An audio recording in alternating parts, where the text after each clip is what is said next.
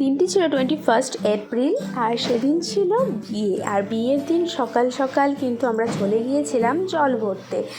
আর জল ভরতে সেই কিন্তু দিঘিতে গিয়েছিলাম। আর আমাকে একে একে যা যা নিয়ম আছে সেগুলো কিন্তু পেছন থেকে দিদিভাই বলে দিচ্ছিল, আর সেভাবেই কিন্তু আমি পুরোটা করছিলাম। প্রথমে ওই জলটাকে কেটে নিতে হবে ছুরি দিয়ে, দেন তেল সিঁদুর গঙ্গাকে দিতে হবে, ধান দুব্বো দিতে হবে, তারপর কিন্তু ধূপকাঠি প্রদীপ দেখিয়ে এক এক করে কলসিতে জল ভরতে হবে। আর এখানে না উঁচু সিঁড়ি থেকে নিচে অনেকটাই কিন্তু গ্যাপ রয়েছে, তাই জল ভরার টাইমে কিন্তু খুবই কষ্ট হয়েছিল। আমাকে সবাই হাত ধরে রেখেছিল যাতে আমি পড়ে না যাই। আমারও না ভীষণই ভয় লাগছিল, কারণ আমি সাঁতার তো কাটতে পারি না, যার জন্য কিন্তু ভয় লাগছিলো। এদিকে শাড়ি পরেছিলাম আর এদিকে অনেকটাই উঁচু ছিল। ও পান বাতাসাও দিয়ে দিলাম, সাথে একটু ক্ষীরও ছিল, পান বাতাসা ক্ষীর, যেটা কিন্তু গঙ্গাকে দিতে হয়। এবার ধূপকাঠি আর প্রদীপ দেখিয়ে কিন্তু এক এক করে সমস্ত কলসগুলোকে কিন্তু ভরতে হবে, আর সেটাও কিন্তু আমাকেই করতে হবে।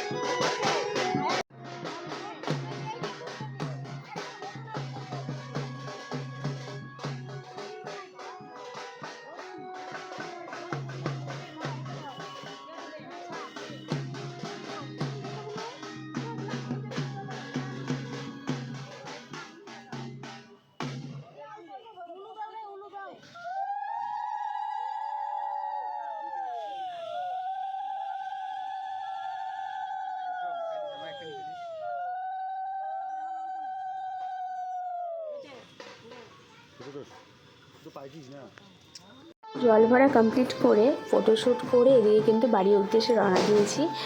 আর প্রচণ্ড গরম পড়েছিল, যার রৌদ্র ছিল না সেদিনটা প্রচণ্ড। বাড়িতে গিয়ে কিন্তু আবার রিচুয়ালস হচ্ছে গায়ে হলুদ, আর তার জন্য কিন্তু দেওয়ালকে বসিয়ে দেওয়া হয়েছে। এবার এক এক করে হলুদ লাগানো হবে, দিন ওকে কিন্তু স্নান করানো হবে। সো সবার প্রথমে বড়রাই কিন্তু এইভাবে গায়ে হলুদ লাগিয়ে দিচ্ছে, এবার মা লাগিয়ে দিচ্ছে, তারপর কিন্তু এবার আমিও একটু গায়ে হলুদ লাগিয়ে দিচ্ছি।